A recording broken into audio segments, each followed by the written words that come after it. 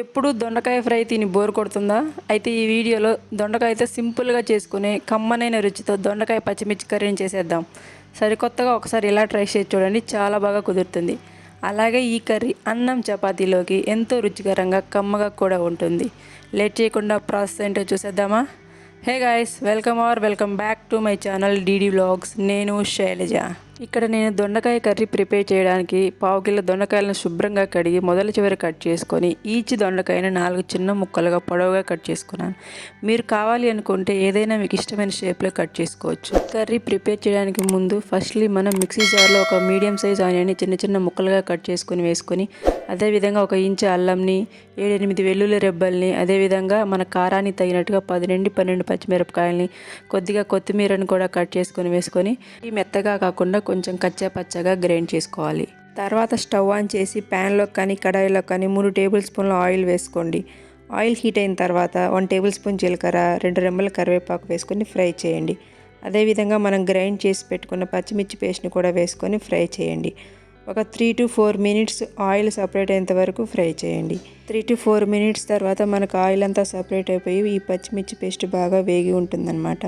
So ఈ స్టేజ్లో మనం 1/4 టీ స్పూన్ పసుపు, రుచికి సరిపడా ఉప్పు కూడా వేసుకొని మొత్తం ఒకసారి కలిపేసుకొని మళ్ళీ ఒక 2 to 3 మినిట్స్ లో ఫ్లేమ్లో ఆయిల్ అంతా బాగా సపరేట్ అయ్యేంత వరకు బాగా వేయించాలి. తర్వాత మనం ముందుగా కట్ చేసి పెట్టుకున్న దొండకాయ ముక్కలను కూడా వేసుకొని మొత్తం ఒకసారి కలుపుకోవాలి. పచ్చిమిర్చి పేస్ట్ అదేవిధంగా దొండకాయ ముక్కలు కూడా మొత్తం ఒకసారి కలిసేలాగా కలుపుకొని ఈ ఆయిల్లోనే మనం ఈ దొండకాయ ముక్కల్ని ఉడికించుకోవాలన్నమాట. సో అందుకోసం దొండకాయ ముక్కలు మాడకుండా 1 నుండి 2 టేబుల్ స్పూన్ల వాటర్ కూడా వేసేసుకొని మొత్తం ఒకసారి కలుపుకోవాలి.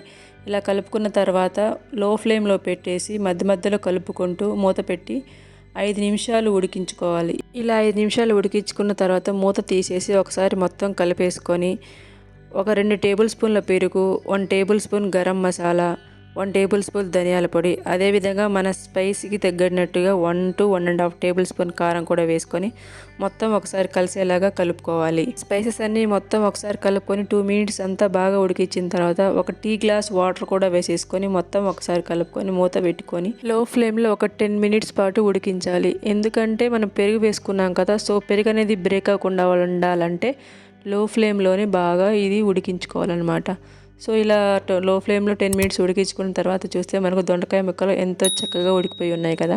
సో ఈ స్టేజ్లో మనం కొద్దిగా కొత్తిమీరని కూడా వేసేసుకొని మొత్తం కలిపేసుకుంటే మనకు ఎంతో రుచికరమైన దొండకాయ పచ్చిమిర్చి కారం రెడీ అయిపోతుంది. పచ్చిమిర్చి కారం వేసి చేసిన ఈ దొండకాయ కర్రీ టేస్ట్ వేరే లెవెల్లో ఉంటుందండి. అండ్ తప్పకుండా ట్రై చేయాల్సిన రెసిపీ ఇది.